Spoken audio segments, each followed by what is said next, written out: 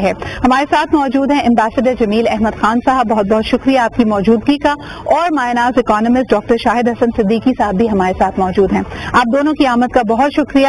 Doctor جمیل, تو بتائیے کہ ترکی کے اس دورے سے قبل ہم نے دیکھا کہ ایک سیکیورٹی کونسل میٹنگ ہوتی ہے between Tayyip Erdogan and Putin, تو رشیا یعنی کرملن اور اس وقت انقرہ آپسی روابط میں ہیں. کیا اس کا کوئی اثر پڑ سکتا ہے پاکستان کی ٹاکس اور اس دورے پر؟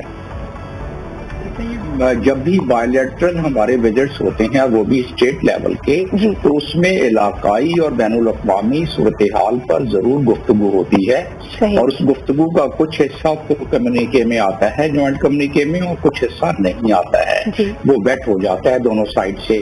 جیو پولیٹیکل اس وقت جو اہمیت بڑھ رہی ہے ترکی کی, خاص طور پر کہ ترکی یوکرین کے حوالے سے رشیا سے بھی انگیجڈ ہے, یوکرین کے حوالے سے باقی ممالک سے بھی انگیج ہے, یوکرین کو پیس آفر کر رہا ہے اور رشیا کو, اس میں کافی نکات اور کافی چیزیں آگے بڑھ چکی ہیں. نہ صرف یہ بلکہ اس کے ساتھ ساتھ میڈیٹر کا کام اس نے قطر اور سعودی عربیہ کے درمیان بھی ایک وقت میں کیا, اور اس وقت جب انہوں نے دوبارہ اپنے روابط اسرائیل سے قائم کر لیے 10 سال کی ایک گیپ کے بعد, جو کہ ترکی پہلا مسلم ملک تھا جس نے کہ اسرائیل کو تسلیم کیا تھا, لیکن 10 سال اردوگان کا جو ٹائم ہے وہ بڑے اس میں ہچکولے آتے رہے. بالکل صحیح. تو ایمبیسڈر جمیل صاحب, یہ کہنا واضح ہوگا کہ اس وقت geopolitical situation adjusting phases میں بڑی تیزی سے چینجز آ رہے ہیں, لیکن let's bring it back closer to home.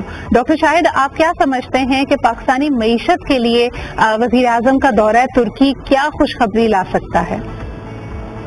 بہت شکریہ آپ کا. دیکھیے, ترکی ایک ایسا ملک ہے جو حکومت اور عوام دونوں پاکستان کے مخلص ترین دوست ہیں.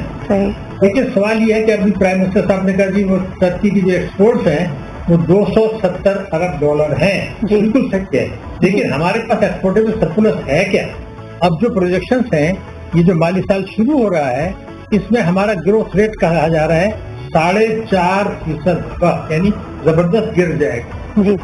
جو ہمارا مسئلہ اصل میں سردی ہے وہ تو شاید IMF ہے میرے حساب سے. یہ تو ایک اپنا رینیو کرتا ہے, ہمارا دوست ملک ہے, انٹرنیشنل امیج ہے گی, لیکن IMF پروگرام صحیح. سر مجھے بتائیے, روس سے جو تیل لینے کا معاملہ ہے اس پہ اپوزیشن نے یعنی PTI نے کافی اس وقت مومنٹم بنایا ہوا ہے, اور جیسے ہی تیل کی قیمتیں پاکستان میں بڑھی تو کہا گیا اگر ہماری کانورزیشن کو, اس معاہدے کو, یا جو بھی یہ ایکسپلوریشن اس وقت ہو رہی تھی اس کو کنٹینیو کیا جاتا تو پاکستان کا بہت زیادہ قیمتی زر مبادلہ بچ سکتا تھا. آپ اس پہ کیا کہیں گے؟ میں یہ سمجھتا ہوں کہ عمران خان صاحب کا جو دورہ تھا بحیثیت وزیر اعظم وہ فیبروری میں تھا, اور جو خط لکھا گیا ہے سرپرائزنگلی وہ 30 مارچ کو لکھا گیا ہے, جب ان کی حکومت جانے والا ہو رہی تھی تو ان کے پاس اپرچونٹی تھی کہ وقت سے تشریف لانے کے فوراً بعد وہ خط چلا جاتا اور وہ اپنے دور میں وہ کامیابی حاصل کر لیتے, اور وہ تاج پہن لیتے اپنے لیے بھی اور ملک کے لیے بھی. لیکن وہ انہوں نے خط اس پر لکھا جبکہ ان کے جانے کا ٹائم آ گیا, وہ مجھے وجہ سمجھ نہیں آئی. دوسرے یہ کہ شاید پہلی دفعہ ایسا ہوا ہے کہ 3 گھنٹے کی میٹنگ ہوئی, دونوں ملکوں کے جھنڈے بھی نہیں تھے اور کوئی مشترکہ اعلانیہ نہیں آیا. یعنی ہم کہہ رہے ہیں 30 مارچ کو, 1 مہینے کے بعد, کہ جی آپ ہم میں سستا تیل, انہوں نے ایک لفظ بھی نہیں کہا. لیکن اگر الحمدللہ ایسا ہو جاتا ہے اور یہ جو ٹرانسپورٹیشن کاسٹ زبردست ہوگی وہاں سے یہاں آنے کی, وہ چیزیں ہو جاتی ہیں, اور جو انٹرنیشنل ریلیکسیشن ہے تو بہت بڑی خوشی کی بات ہے. ٹھیک ہے جی, اب میں یہی سوال اگر ایمبیسڈر جمیل صاحب آپ سے کروں کہ کیا واقعی اگر ہم سفارتی معاملات کو دیکھیں تو یہ کیا بہت دیر کر دی PTI کی حکومت نے اس وقت خط لکھنے میں, یا یہ معاملات ایسے ہی چلتے ہیں؟ اور دوسرا یہ کہ کیا شہباز شریف صاحب کی حکومت کے سامنے ایک بہت بڑا اس وقت اپرچونٹی موجود ہے, کیونکہ اگر میں دیکھتی ہوں 90% جو تیل روس پرووائڈ کرتا ہے یورپ کو, اور 2 پائپ لائنز کے تھرو, ایک ہنگری کے تھرو اور ایک سینٹرل ایشین پائپ لائن کے تھرو, یورپین یونین نے اس وقت گو اہیڈ دے دیا ہے کہ اس پہ امبارگو اپلائی کیا جائے, تو بائی دا ایئر اینڈ 90% ان کا سپلائی رک جائے گا. Is this an opportunity for Pakistan?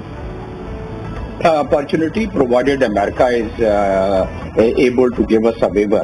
This is technical point. یہ ٹیکنیکل پوائنٹ اس طرح ہے کہ امریکن ٹریجری ایکٹ کے تحت امریکہ اگر بائی لیٹرل سینکشن کسی بھی ملک پر لگاتا ہے، اس صورت میں رشیا، تو اس رشیا سے جو ملک اپنے تجارتی مراسم استوار کرنے کی کوشش کرے گا، دو چیزیں سامنے آ جائیں گی. ایک تو یہ ہے کہ وہ ٹریجری ایکٹ کے زد میں آ جائے گا اور اس میں لکھا ہوا ہے کہ اگر کوئی ملک بائی لیٹرل طور پر تجارت کرتا ہے تو امریکہ اس ملک پر بھی، اس صورت میں پاکستان، اس پر بھی سینکشن لگا سکتا ہے. تو یہ صورتحال ہے امریکہ کی قانون کی. اور دوسرا پھر مسئلہ یہ ہے کہ جو ان کا نظام ہے پیسوں کا جو ٹرانسفر ہوتے ہیں، وہ نظام وہ کنٹرول کرتے ہیں. اس وقت ان کو رشیا کو کافی معاملات میں سوئفٹ سے بھی ہٹا لیا گیا ہے. ہمارے ڈاکٹر شاہد صاحب اس پہ زیادہ روشنی ڈال سکیں گے. اور لہٰذا وہ تو پیسوں کی بات تو علیحدہ، لیکن یہ قدغن اتنی بڑی ہے کہ کوئی ملک بھی چاہے وہ اس پہ 1 روپے کا بھی تجارت کرے تو اس پر وہ ایکٹ لازم ہو جائے. امبیسڈر صاحب، ایک بڑی اچھی مجھے ڈیولپمنٹ یہ لگی، and I would really want your comment on it، کہ وزیر the foreign minister of Pakistan Bilawal Bhutto Zardari صاحب نے پاکستان کا کیس بڑے پرزور انداز میں دنیا کے سامنے رکھا ہے، اور خاص طور پہ جو IMF نے ہماری سبسڈی، پیٹرولیم سبسڈی ہٹانے کی شرط رکھی، اس پہ بلاول بھٹو زرداری صاحب کہتے ہیں کہ تمام جو شرائط تھی جو IMF نے طے کی تھی اور جس پہ وہ ہمیں پابند کر رہا ہے، یہ پری کووڈ ٹائمز کی تھی، یہ پری رشیا اینڈ یوکرین کانفلکٹ کی تھی، اور اب تو پوری دنیا میں معیشت کو ایک دفعہ سہارا دینے کے لیے سبسڈیز انٹروڈیوس کی جا رہی ہیں. کل ہی کی خبر تھی کہ ہم نے دیکھا کہ UK نے 25% سبسڈی دی ہے اپنے لوکل انرجی یوزرز کو، صارفین کو. تو کیا پاکستان کے لیے کوئی رعایت ہو سکتی ہے؟ یہ پاکستان کے جیب میں پیسے ہوں تو بہت رعایت ہو سکتی ہے. پاکستان کے خزانے میں پیسے نہیں ہیں. دراصل UK کی اگر مثال لے لیتے ہیں اور باقی یورپین کنٹریز کی، ان کے پاس ہیں اتنے ریزرو، ان کے پاس اتنی افورڈیبلٹی ہے. ہمارے پاس تو اپنی جو اس وقت بجلی کی پروڈکشن ہے وہ ہماری پوری نہیں ہو سک رہی ہے، کیونکہ ہماری افورڈیبلٹی نہیں ہے کہ ہم اس پہ تیل استعمال کر سکیں. تو لہٰذا میں سمجھتا ہوں کہ پہلے ہم اپنی بساط کو ٹھیک کریں، پہلے ہم اپنی رائے کو ٹھیک کریں، اس کے بعد سبسڈیز میں تو IMF کے پاس آپ اپنے پیسے دکھلا دیں اور سبسڈی دے دیں. IMF کا پروگرام ڈاکٹر شاہد صاحب سے زیادہ اور کون جانتا ہے کہ IMF کے پروگرام میں تو ان کو جب وہ اپنا پروگرام دیتی ہیں تو وہ اپنے تمام کارنرز کو بالکل ٹائٹ کر کے رکھتے ہیں، اور ساتھ میں اس کی وجہ سے ہی آپ کو دوسرے ممالک پہ پیسے دیتے ہیں. اس صورت میں سعودی عرب، چائنا، باقی ممالک نے، اپنے UAE نے پیسے روکے بھی ہیں کہ وہ IMF کے پروگرام کا انتظار کر رہی ہیں. بلاول بھٹو کی یہ ڈپلومیسی ہے، اس سے یقیناً کچھ جو لچک تو آ جائے گی، لیکن پیسے تو ہم نے اپنے جیب سے نکالنے ہیں. بالکل صحیح. اچھا، یہ جو پیسے کی بات ہے، اور آپ نے بالکل بجا فرمایا کہ پہلے تو IMF سارے کارنرز کو ٹائٹن کرتا ہے، لیکن doctor Shahid sahab, what does this mean for Pakistanis? یعنی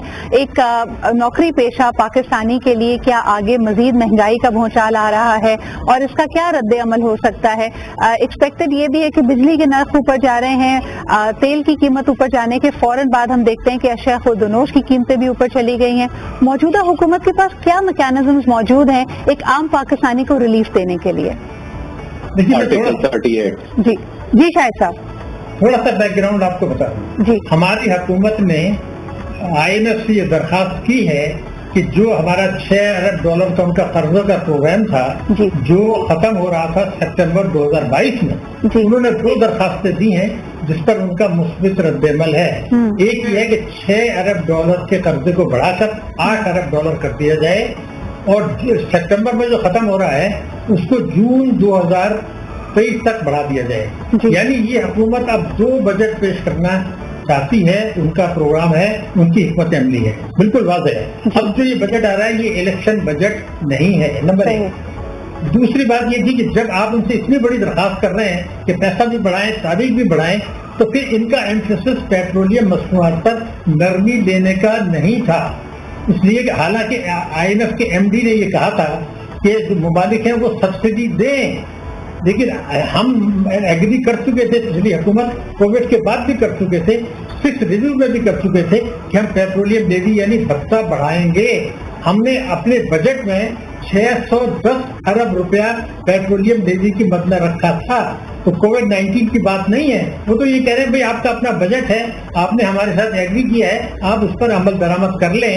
اور ہم نے کوشش نہیں کی کہ ان سے نرمی لیں. اور یہی بات ڈار صاحب نے ابھی کہا ہے ایک TV پروگرام میں، میں حیران ہوا کہ یہ تو اپنی کابینہ کے ساتھ وہاں گئے تھے، سارا ڈسکشن ہوا تھا डॉक्टर साहब ने ये कहा कि कीमतें जो पेट्रोलियम मसनूआत की बढ़ाई जा रही हैं, ये अच्छा फैसला नहीं है, इसलिए कि इनका फोकस उस पर नहीं था।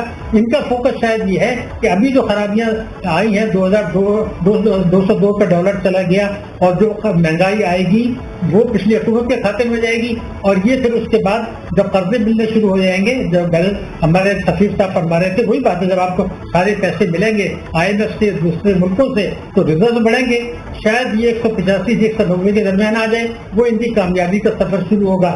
एक तो ये बात है, दूसरा ये कि लेकिन फिर उन रिजर्व का करेंगे क्या? कई दफा आप हमेशा, जैसे आप भी वजाहत करते हैं कि 2 तरह के रिजर्व होते हैं, एक वो जो सिर्फ रखने हैं, दूसरे वो जो इस्तेमाल में लाए जा सकते हैं। और अगर इस्तेमाल में लाएंगे और हम इलेक्शन के इतने करीब पहुंच जाएंगे, इलेक्शन के बारे में ही कहा जा रहा है कि जी 48 अरब का तो सिर्फ इलेक्शन होगा, तो क्या ये पैसे हम इलेक्शन करवाने में इस्तेमाल करेंगे? नहीं, मैंने तो अभी आपसे किया कि अब ये बात कर रहे हैं 2023 के बाद, अगस्त सितंबर के बाद इलेक्शन की बात हो रही है। इन्होंने बिल्कुल, वरना ये एक्सटेंशन क्यों ले रहे हैं, आप खुद सोचिए ना। अगर ये उसको जून 23 यानी 24 तक इनका बजट जो आएगा 24 का, वो उसके लिए अभी से ये तैयारी कर रहे हैं। तो अब इनकी आखिरी सवाल मैं करना चाहूंगी एम्बेसडर जमील साहब से। एम्बेसडर साहब, तो व्हाट कैन वी एक्सपेक्ट, आप क्या एक्सपेक्ट कर रहे हैं वजीर आजम के दौरा तुर्की से? अगर मईशत को, मुआहदों को, MOU की अनाउंसमेंट को छोड़ा भी जाए, जियोपॉलिटिकल इस वक्त जो सिनेरियो है, what can be expected from this very important visit? देखिए, दिस वन लाइनर जो उनका था, I think that was the most important, and that was कि तुर्की का जो दुश्मन है वो पाकिस्तान का दुश्मन है।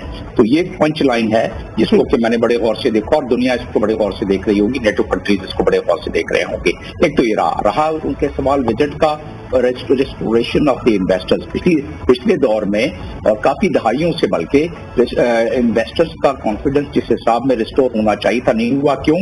जाती तौर पे जो मेरा तजर्बा है, UAE के रूलर्स मुझे कहते थे कि ambassador, we are selling our Sands, and you are not being able to sell your golds because in your country there are so many hurdles. There are about more than 30 different departments, and our investors जब जाते हैं वहाँ, तो वहाँ से तंग आके वापस आ जाते हैं। यही बात मुझे चाइनीज के बड़े टॉप डिप्लोमेट्स ने बात की पिछले दिनों। उन्होंने अपना बिस्तरा बांधना शुरू कर दिया था।